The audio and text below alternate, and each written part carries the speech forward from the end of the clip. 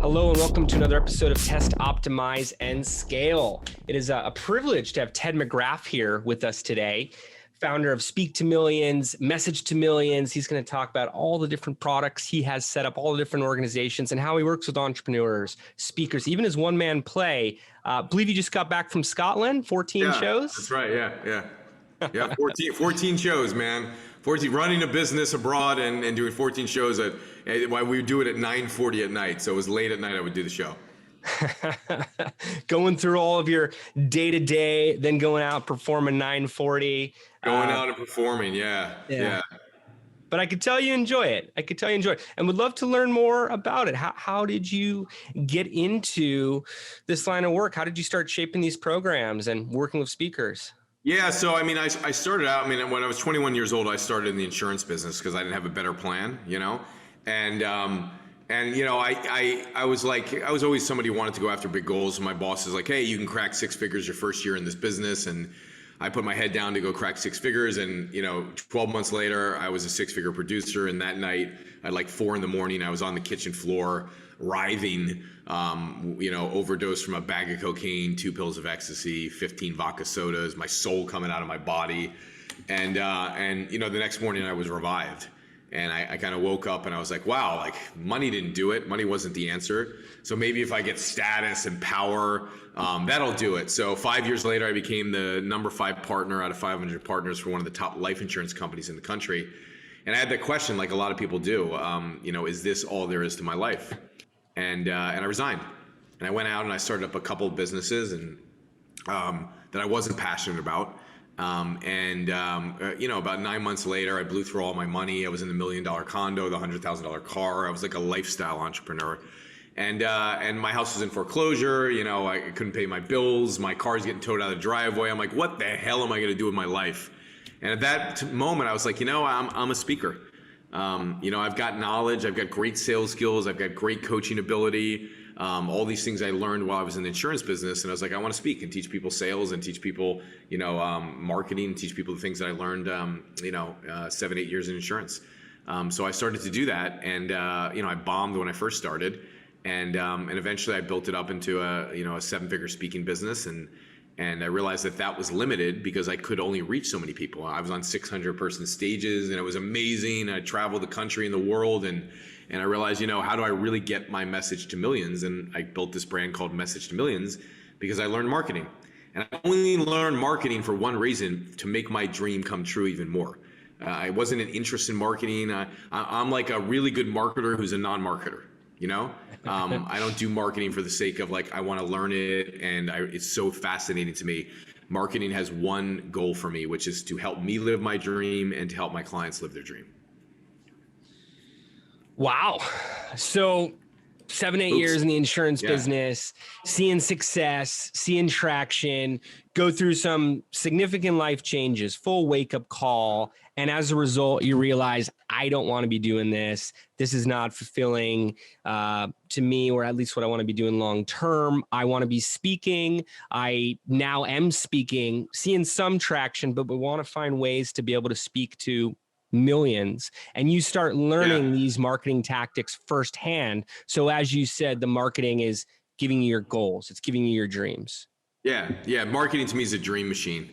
You do marketing for whatever dream you have. Like I was able to launch my one-man play. I'm a performer too. So I had, when I was a seminar leader in speaking, which I still am, I was telling stories and I was like, wow, I'm good at storytelling. So I should just play some characters. So I decided that I was going to do a one-man play, and I went to London with this director, and I wrote my play. And the reason I was able to perform my one-man play for audiences was because I had marketing. Mm-hmm. So the fact that I had marketing, I knew that all my dreams could come true. Like we're in production of a feature film now where it's not just me on stage doing a play, but we have a cast of 100 people. I have my 4th writer on board. I have my producer on board. And so we're producing a feature film on my life story now. And we're going to be able to market that because I have marketing, So like any dream you've ever had, the lack of probably achieving it is, for most people, is you don't have an audience. Yes. So it's about an audience that you can help. and send a message to. And so that's what I'm passionate about, is really sending a message to people, which is why I love my play. I love the message and how it impacts the audience. My favorite part of my play is doing it, but even more so secretly is after the play, where I pull up a chair and I get to talk to the people and hear how it impacted them. Sure.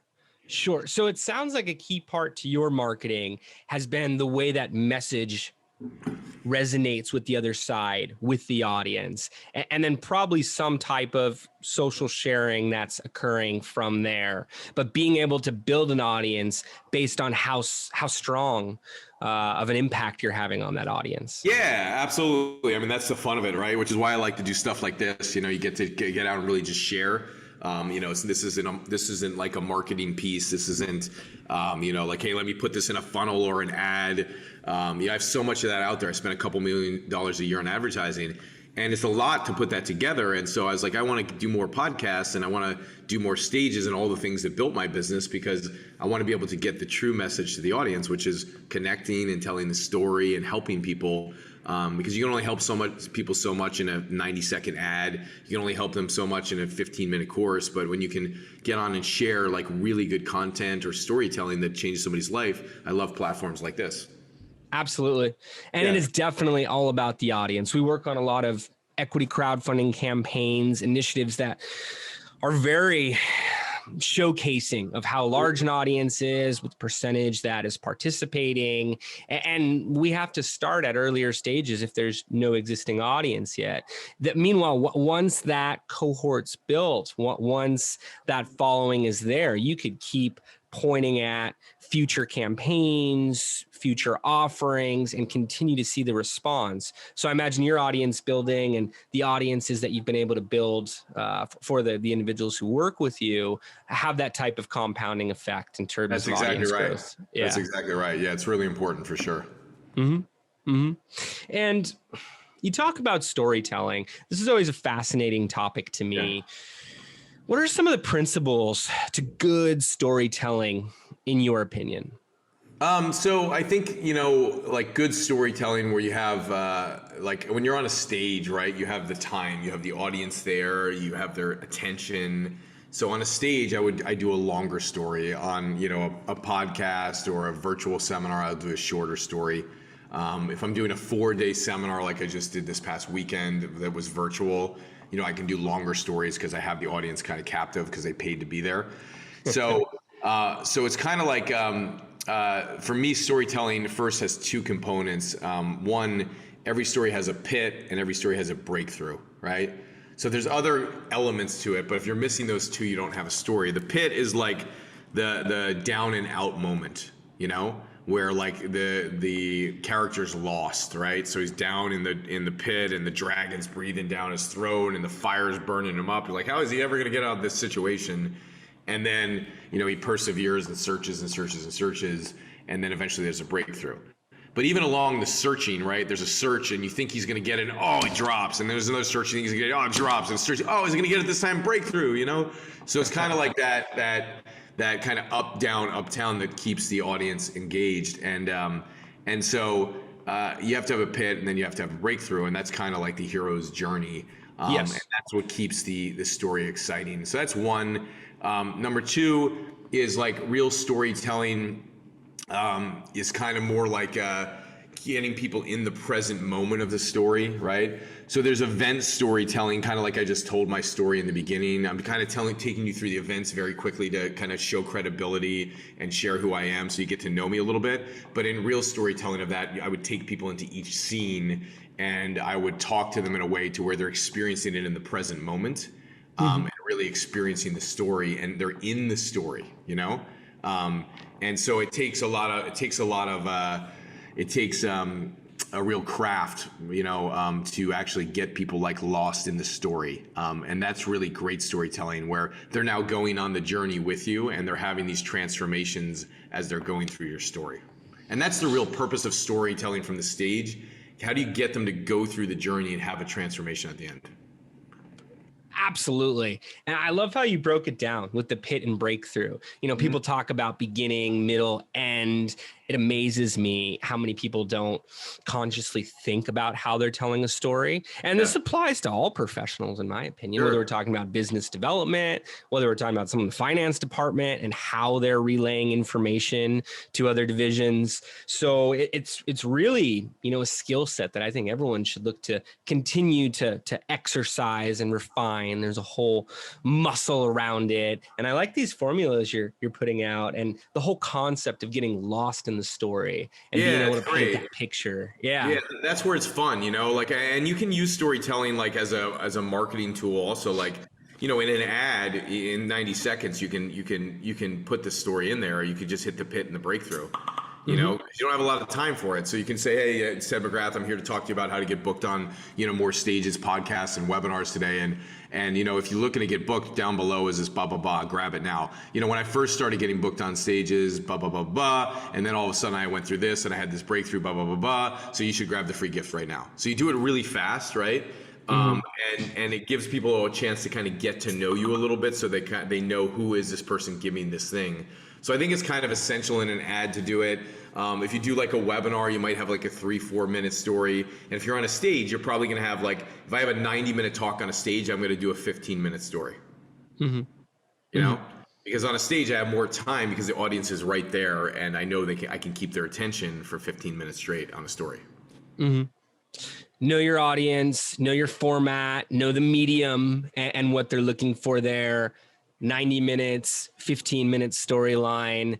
You think these things just happen accidentally when you're in the crowd, where you're like, wow, this speaker's just natural, but you have it all planned out. No, I'm going to go into a story at this point, or it's an ad and I need to do it quickly. I need to talk about how it was certain doom when I was facing the dragon, but here's how I persevered. Being able to do that in a quicker window. Yeah, exactly. That's exactly right.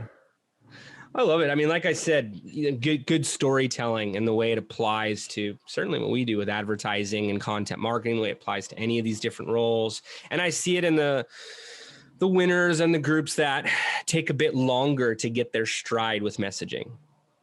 Yeah, for sure. I mean, and storytelling is tough because people always go, where do I start? I got so many stories. And I said, you just pick one, you just got to pick one. That's where you start, and realize it's not going to be perfect. But as you get better at storytelling, when I do a seminar, I have all kinds of stories that I tell, right? I have a story about rejection, a story about loss. I have a story where I broke out into sweats on stage. Like, I have a story where I overcame a money challenge. Like, you have all these stories because, like, if you're teaching a seminar, you're teaching it for a reason. You want to get clients to some goal, right? And so in any seminar, you're going to sell a client something. And the reason you're going to sell them something is because, nobody succeeds without continuing their education and coaching and training in something. Like, somebody can't go to a seminar for 4 days and master marketing, right? They're not going to go to a seminar for 4 days and master speaking. But the kind of mentality today is, I got the information I need. I can go do it by myself. And that's the furthest thing from the truth, right? I have like directors for my play. The reason my play is successful is because I have somebody to be accountable to every week when I'm going to go do rehearsal, or every time a show is going to come up. If I don't have that other terminal to coach me or partner with me, I'm not going to continue. And that's the thing that people don't get. Very, very, very few rare people will ever continue without a coach or another terminal to help them. Very, very few, right? Including me. Including me, and I'm a very persistent person. So when I look at with my coaches and my consultants and my speakers and all the people that I'm helping, the thing they need to know is that they're there at this first thing so that they can make the decision. They can, one, get acclimated to the information. Hey, this is for me. I love this. This is great. And two, make a decision to invest. And so if you're going to get people to make a decision to invest, you got to handle all kinds of considerations that they have. And so, so I was like, I always tell stories to handle those considerations, but I'm always overt with my clients. I'm not covert. Like, covert is like doing techniques and things from the stage where you're trying to get somebody to do something, don't know what you're doing. I'm very overt. Like, I just did a 4-day seminar. I'm like, okay, here's why I'm going to sell you on your future and your dreams, because you're not sold on your dreams yet. And my coach told me years ago when I was 22, his name is Dan Sullivan. He said, Ted, see all these entrepreneurs? I said, yeah. He says, they're 7-figure entrepreneurs. He says, you want to know why I have a job? I said, why? He said, some of the most successful entrepreneurs are still not sold on their own bigger future. He says, I have to continuously sell them on their future. That's why I have a job. And that coaching company's still in business today, 40 years later. And so, or 20 years later, but it's been for 40 years. And so you look at that and you go, great. So like we continuously have to sell people on their own bigger future. That's our job. So I tell my clients, and yesterday all through the thing, I'm selling them on their future, but I'm inspiring them to take action because that's what sales is. And I'm handling all their considerations, and I'm doing it overtly to go, hey, if you don't have your spouse on board, then 50% of your dream has counter intention towards it. Like as a spouse, you're a unit, right? So if you want to go this way and your spouse isn't there, she's stopping 50% of what you're doing, or he's stopping 50% of what you're doing, you got to get aligned so it's 100%. So you got to go handle your spouse. But it's not your spouse's fault. You got to go communicate and be like, hey, this is my dream. This is important to me. And I go, hey, and tell your spouse that you're buying them a ticket and you're coming to the seminar. Because the only way for your spouse to get aligned is to see what you do. Yes. Right? So these are the things that, like, as a speaker, that I do from the stage, and I use storytelling powerfully to send the message home to where they can really go, wow, like he's been through this too, and he's had these losses too, and he had these upsets too, and he overcame it. And so people get inspired through that when they know why you're selling them and they know why you're helping them, because you have to educate them on why you're helping them. Because they don't know. They're like, I'm done. After 4 days, I'm done. I got all I need to get. And what I'm like is like, well, 2 weeks later, when you're about to, when you have your marketing launch and it doesn't work, who do you turn to? 2 weeks later, after you've done the seminar and you didn't get the results that you fully wanted, who do you turn to? So you actually have to educate people on this because they don't know. You know, it's really interesting the way you talk about this. Entrepreneurs are not sold on their dreams, which, non-entrepreneurs may think, hey, these are go-getters. These are people who are risk takers. They're, educated or experienced in a different field and carving a path for themselves and taking market share in successful cases, yet they're still not sold in their dreams. And I've seen this firsthand. I've done different types of personal development courses. I've been to Tony Robbins and other types of educational programs, some as long as a year. And that was a short taste of it from other people in the program. And it allowed me, it allowed me to see other people around taking on bigger dreams and finding that entrepreneurs, they may be shooting for the stars, but they're really playing for the moon. And if they land somewhere in between, they're saying, hey, this is great. Or this is something I'm going to continue.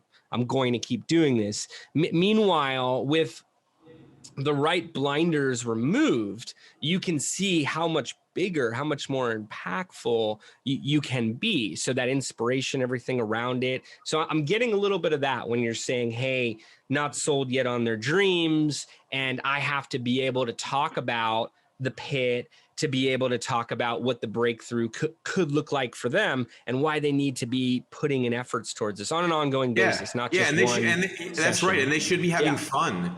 Like during the sale, it shouldn't be a tension thing. They should be having fun during the sale. Like, believe it or not, I actually have COVID right now, but nobody knows, right? Like, they can't tell. And I had no idea. Like, I had no idea I had COVID. I was like, well, somebody around me has COVID, and they're like, you should test yourself. Like, I don't have COVID. I just led a 4-day seminar. It was the best performance of my entire life. I tested the Sunday morning of the last day of the seminar. I had COVID. And so I was in there having fun with everybody, blah, blah, blah. And like, my clients are in there during the sale. They're like, I think COVID just tested positive for Ted, right? Because I'm so lit up on fire. Because I realize what it takes to actually help them get across the finish line to make those decisions. So when the sale tells on, I tell them I'm going to inspire them even more and bring even more energy because that's what's required. And so they appreciate that. So I don't get clients going, oh, he's trying to sell us or he's trying to do that, because there's no hidden tactics. Sure. Sure. And people get uncomfortable. Oh, I was just going to say, people get uncomfortable around the word sell. When I could break down any conversation into a seller and buyer, and it's a tool of enrollment, if anything. I like how you're talking about tools to sell one's spouse or those people around them, because they can be the biggest doubters at times, especially if it implies potential fears towards their future. So being able to speak about this dream, why it's worth the risk, how you're going to get there, what the celebration is going to look like afterwards, something I skip at times, but it's an important part of the path I've found. That's important to have that team around you. It is 100%, And where do people fail at this? Everyone's read an article or seen a video or been to a seminar. Where do people come in, get riled up, and then at some point they're not talking about speaking to millions anymore. They're just talking about the next month's revenue or whatever it may be. Where and why do they give up, and what should they be doing at those points? Well, it's sometimes, let's say you run a business and you want to go speak, right? Like I run a business right now, and through the last couple of years with COVID, it's like, okay, the business changed a little bit and all the things we were doing with speaking changed. And so like sometimes life situations, circumstances show up and like things have changed. You're like, oh, why am I not speaking anymore the way I want to, right? Which is immediately like we got out and we did a 14 show tour, right? We have our next event coming up in December. Like we're taking advantage of the world being open again. And so I think, people fall off track when they don't do it consistently. And I think they fall off track when they don't have a coach to continuously help them take the steps towards success. And I think it's about celebrating the wins. And I think sometimes in marketing or speaking, people think that the win in marketing is to get clients, and that's not actually the win. The wins that come before that are, what's my message? What's my program that I'm going to sell? What's my sales system? What's my ad going to look like? There's all these little wins that lead up to the big win, and people never celebrate the little wins. And so if unfortunately, if you don't celebrate the little wins and if you don't know what the little wins are, you never get to the big win. And I think that's where people lose it, because they're constantly going, oh my God, I want to get to where you're at. But if you look even where I'm at, if I was trying to do this business 20 years ago with the skill set I had, I would fail. Right? I would fail out of the gates. I would have to work to develop the skill set. So what I have now is, because I've got 2 decades of sales skills. I've got 2 decades of speaking experience. So when somebody comes in and they're investing money, even when I started my business, I got $500,000 worth of investor loans to start my business, right? So I put in the effort, I put in the time, I developed the skill sets. And so sometimes people think they can come in and all of a sudden it's like, great, out of the gates, I can succeed in the first year. But if you have never had sales skills before and you never had speaking skills before or whatever, you have to understand that you're embarking on a journey where you don't have these things yet. So where somebody else might come in who has those and succeed in our program, and not, we have people come in 120 days and do a $100,000 seminar or $200,000 seminars. Like, how do they do that? Well, they had a network already to some degree. They've had business skills, right? So they typically had something when they came in. So they had all these years of deposits of skill set and success that created that result. And I think somebody who's brand new coming in, who maybe they were an engineer and now they want to go speak, and they didn't have any skills in speaking or marketing as an engineer, they got to kind of redevelop these new skill sets, and it takes longer. So I think the key is not to look at somebody else's path, but to celebrate the wins from where you're at and go, great, and estimate the effort of, hey, this is what it's going to take me to get there, and be okay with it, Yeah. Yeah.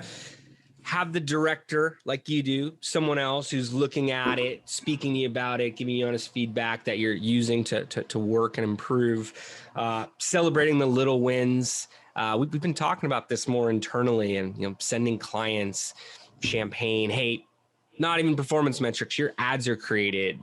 We're all excited about them and where they're going to go. This is a moment that we should mark. So I really like how you're talking about celebrating each of those all the way up, and how it's in a path towards the bigger success.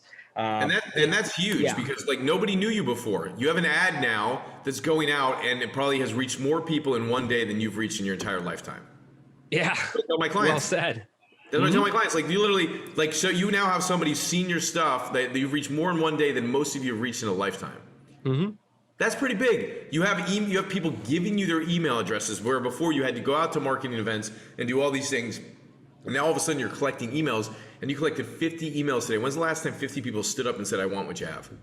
That's huge. That's good context right there. Absolutely. Right? It's huge. Yeah.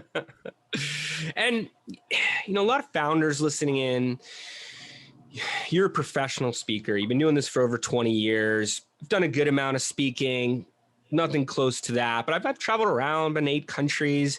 Most of my speaking's been through introductions. Not everyone has that type of network to where they're able to just get plugged into a conference or contracted by an accelerator or a local university, whatever it is.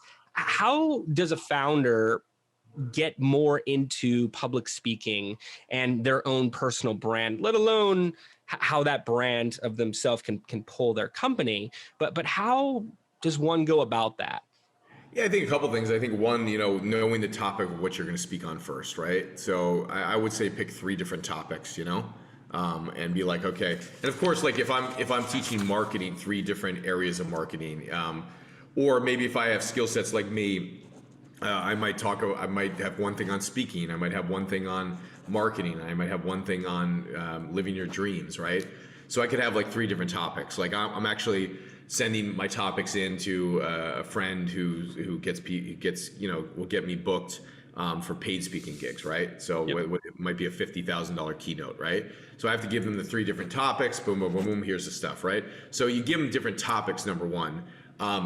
And that's the first spot of like knowing what your topic is, and then also knowing your presentation, right? So if you know your presentation and you know your topic, you're going to be more inspired to go out with direction and clarity and not put up stops of like, I don't know my presentation, I don't know my topic. If you don't know those things, you're going to have like a counter intention to getting booked, right? So it's like, don't get booked and figure that out later. It's like actually know your topic and know your talk, and then you'll get booked, right? The next thing from there is like you take a stock of your assets. Like if you have a podcast to swap with somebody, you can get booked on their podcast. If you have a stage where you're leading seminars, you could swap your stage, right? Or you could just go help people. I got booked on many stages before where, there was this one woman who she needed some help on her messaging, and she's like, she got booked. She was on Oprah twice. Her name's Marsha, and she needed help on messaging. I said, "Oh, I'm good on messaging. Let me help you." So I went to her house for like 2 hours, and she pulled up her computer screen, and on the screen was her seminar. And she says, I need help on the messaging on my seminar. And I looked at the screen, and there were 15 speakers. And I said, oh, what's with the 3 black boxes? And she says, oh, I don't have speakers for the slots yet. And I said, oh. I said, how many people do I need to put in your seminar room to get booked on your stage? So notice what I did. I said, I didn't say book me on your stage. I said, how many people do I need to put in your seminar room to get booked on your stage? She goes, oh, what would you speak on? So it's like, I need to know my topic. I go, I speak on this. She goes, nah, that wouldn't work. Speak on this, that wouldn't work. I speak on this. Oh, that could work. Right? So I had 3 things. And then she goes, okay, well, let me think about it. So 2 hours later, we're walking to the car, and I go, what do you think? And she goes, about what? I said, what do you think about how many people do I need to put in your seminar room to get booked on your stage? And she goes, I don't know. I said, what if I brought 12 VIPs to your seminar? Would you book me on the stage? And she goes, 12? I said, yeah, I'll have them booked. I'll have them registered within 24 hours. She goes, done. So I got on her stage, and it were 600 people. And then when I got up on the stage, it's like, okay, there's 15 speakers giving content. I said, I'm going to tell my story. So I'm going to tell my story for 25 minutes and give 20 minutes of content. I'm going to be different, right? So I got done with the story. I got off stage, and she goes, oh my God, that story was amazing. And I said, thank you. I'm turning it into a one-man play. She goes, oh my God, I have the perfect director for you. And she introduced me to my first director, right? So 1, I knew my topic. 2, I was willing to add value through my skill sets, helping her with messaging. 3, I was able to actually send her referrals and people to her event. And 4, that one stage turned into the launching ground for my one-man play. Mm-hmm. So if you just get booked on one leads to the next, and the other leads to the next. And so you need to do a little bit of work sometime to get booked on the first one. Like, how do I add value to this person? How do I help this person? And the more you add value and you flow power to power, like flow power to a powerful person, you're going to get booked. That's a strong formula right there with the 3 content types. Absolutely. I couldn't tell you how many founders, how many speakers I've talked to that have had that question of what do you want me to speak on versus, hey, here's 3 topics that land really well. Talking about the assets. What stands out to me about that is you're speaking to your audience. You're speaking to a conference organizer or some type of programmer, given the format and their needs. You're saying, hey, we've already talked about content. How many seats can I fill for you? I know you need to fill seats. Yeah. the referrals even fit in that. What type of introductions can I make? How can I be of value to you? It really invites this good discussion, relationship to be built from there. I've been able to become friends with a lot of organizers of recurring conferences that I've spoken at as a result. And like you said, hey, that was really good. We're doing this other thing. Do you want to moderate or do you want to speak over here? I need to make this introduction over here. We trade marketing at times for the conferences. And I know speakers get asked to promote a lot, but we have different audiences and things like that. An organizer will say, hey, that worked really well. You really need to speak to so-and-so over here. But looking at it in that light and getting away from the thought of, hey, I speak, everyone's going to want to just book me versus, actually building it as this discussion and being prepared, night and day difference. It's totally different, and that's smart what you're doing. You help with marketing and your skill sets, right? So you do things for other people to help them and they'll help you back. Per the title of the show, test, optimize, scale. That's our philosophy towards marketing, towards entrepreneurship, towards growth as a whole, and like to package actionable insights for listeners. So we look at marketing as a series of tests. What types of marketing have been the most impactful towards your growth? What other types of growth strategies, doesn't have to be marketing specific, but what other types of growth tactics can listeners, founders test out towards their own path? Yeah, so I think marketing for me, just speak on that topic. Sure. Marketing's been successful from the perspective of I wasn't a marketer, so I was more of a speaker, and I wanted to test, like, could I get in front of more audiences and 10 times, 1,000 times more people through marketing? So it became a test, just like when you're speaking on a stage, it's a test. Like you get up and you make the offer, and sometimes it converts. Like I'll do a webinar, and like I've had times where it converts at 30% and sometimes at 10%. And I'm like, what did I do differently, right? So I think stage speaking, you're testing, the response of people. And if you're selling, you're testing how good of a response and reaction did you get. Same thing with marketing, right? So there's kind of similarities there of like, what am I doing that's working and what am I doing that's not working? So when I launch a marketing funnel, I look at like 4 or 5 different success points. Number one, on my ads, right? I like, okay, am I getting at least a 1.1% click-through rate? That's what I look at. Number 2, on my opt-in page, like are 50% of the people coming to the page opting in? I like to get a 50% opt-in, right? That's kind of our goal, right? Sometimes we get 35%, I like to get 50. And then number 3, we sell like $19 products and $37 information products. We like to get a 5 or 6% purchase rate on those. So when I look at marketing, you're always testing to hit those benchmarks. And I think people fail when they go online because they don't know those little benchmarks to hit, right? They don't know that, hey, like my ad should do this, or hey, my free gift should do this, or hey, my $19 product should do this. So I think, just from the standpoint of testing, you kind of need to know like what am I going for? And if you don't know your little targets that you're going for, it's hard to have the ultimate cumulative success that you're looking for. And I think the same thing goes for stage speaking. Like, right, if you were to get up on stage and give a talk and nobody bought, it might not be that they didn't enjoy the talk. It might just be that the offer was no good, right? Or the offer was off. So you kind of got to test things from the get-go and take stock on the wins and the successes. Like, okay, 2 out of 5 things won, right? Let me correct the other 3. 3 out of 5 won, let me correct the other 2. And that's kind of how I run my businesses and my different projects. Imagine it attributes directly to your success. I like to say the only way to measure is with numbers. So the fact that you have the click-through rate broken out, the opt-in rate, the actual closing rate of the products, and everything's being measured to that, and that you know it offhand. And as you said, not a marketer, I learned this to deliver dreams for me, right, for the people I'm working with. It makes perfect sense. What about optimizing? Not everyone likes to talk about failures. You're obviously not shy of it, saying every situation has a pit and a breakthrough. Yeah. But what do you do when it's not working? Let's say you're at a 0.5% click-through rate on the ads, or a 35%, as you mentioned, for an opt-in, or a 2% conversion rate, which in many funnels can still be effective, but you're playing for that 5 to 6. Yeah. How do you go about that? It can, and it's also looking at the industry. Like I have clients who get $3 leads, and we get like $10 leads. And at scale, when we're spending $160,000 or $200,000 a month, sometimes we're paying $15-$16 a lead. Mm-hmm. And for webinars, we might pay $25 a lead. So I think it's like situation specific, that you got to look at, like kind of what's going on in your industry. And then how do you improve each part of it? So for us, we try one thing and test it. So it's like I don't try and change everything. I just make one change at a time, and that's it. And that's kind of the key to anything. If you change too many things, you never know what's going to be successful or what isn't going to be successful. So that's how I do it. Even when I go to do a performance, like I'm like, okay, here's the one thing I'm going to focus on tonight, right? Like one of my best performances in Scotland, I'm like, okay, I know the line's cold, that's done. I'm going to focus on just being fully expressed tonight. That's it. And then at the end of that performance, like, oh my God, that was amazing. And it was pretty cool because, I had like people from Scotland and Australia and London and United States, and people were 20 and people were 70. I had like a 70-year-old couple in the front row. And I was like, oh my God, like, okay, normally sometimes I might modify the language because I drop a lot of F-bombs in the show.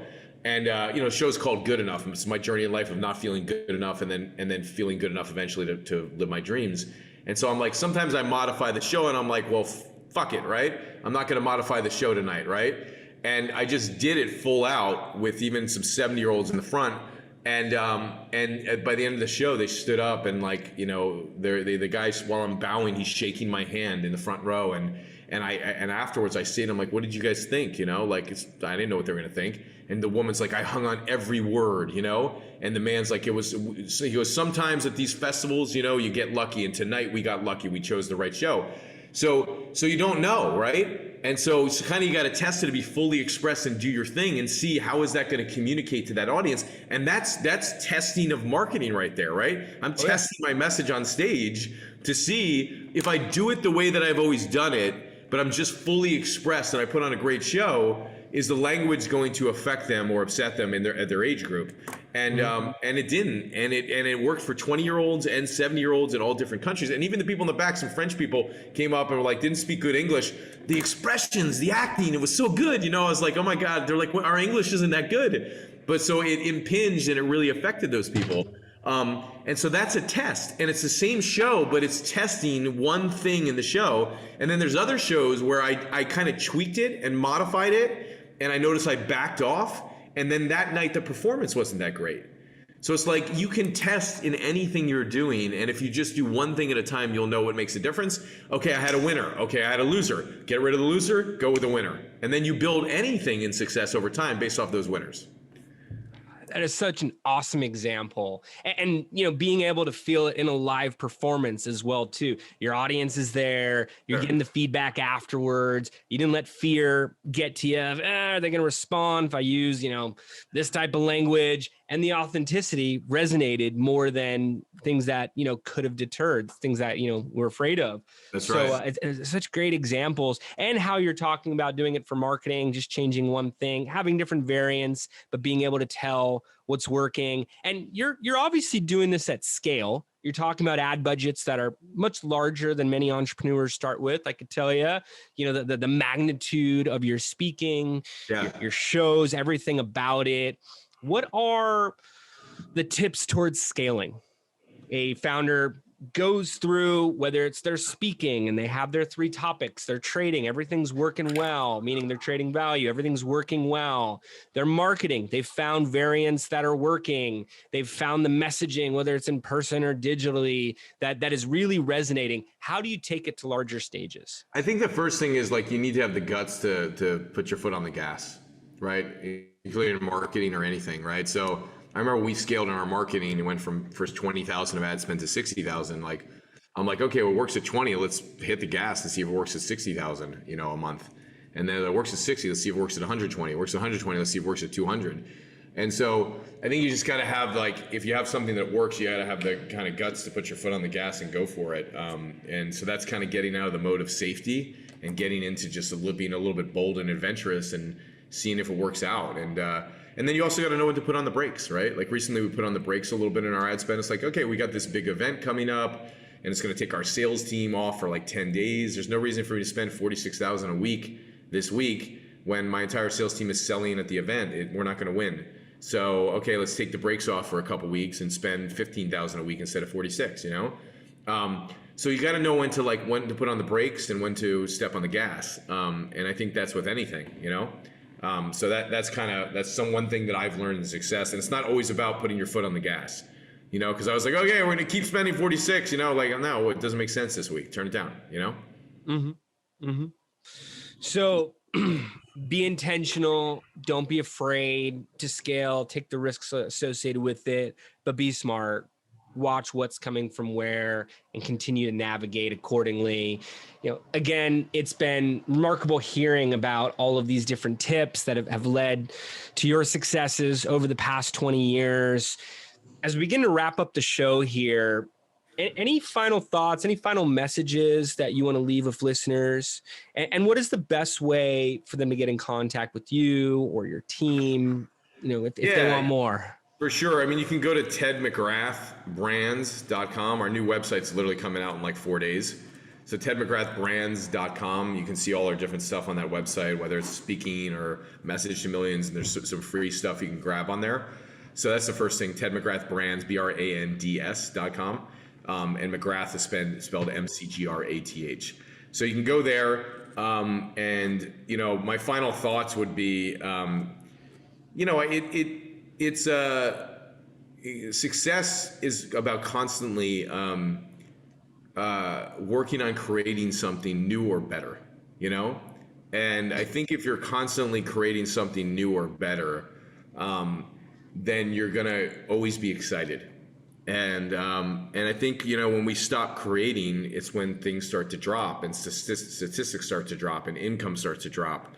So constantly be creating, and as you begin to scale, it's like keeping the quality of things in, right? Like when COVID hit, kind of our speaking brand fell out because it kind of had to, right? And now I just met with my team yesterday. I'm like, listen, we're all in back on speaking, and with marketing being the support brand, you know. And we put tons of people through our marketing, millions and millions of dollars in our programs. But I want speaking to be the forefront and make sure that the quality of what we're trying to share is out there in the marketplace. So, you know, I would say just, you know, stick to your vision, stick to your dreams, stick to the things that help create the success, and don't change success. If it's working, don't change it. You make it sound easy, Ted. Do things that are new, do things that are better. Yeah. Well, hey, you know, there's the theory of it, and then there's the doingness. And we all know in the doingness, I mean, I've got a team of 40 plus people.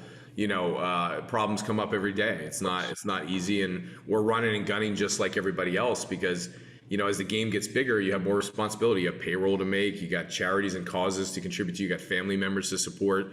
You got things to do in the world. So you just got to play a bigger game and continuously be going after bigger targets. That's a fact. And the way you broke this all down for us here today, I know it's inspirational to me, and I'm in these conversations all the time. Our listeners, I'm going to get some notes on how much, you know, they're getting out of this chat, what it meant for them in their day. So appreciate you coming in, taking the time to do this podcast. Yeah. And rapping with us. My pleasure, dude. Thanks for having me. Of course. I want to thank everyone for listening. We will see you next time. Take care.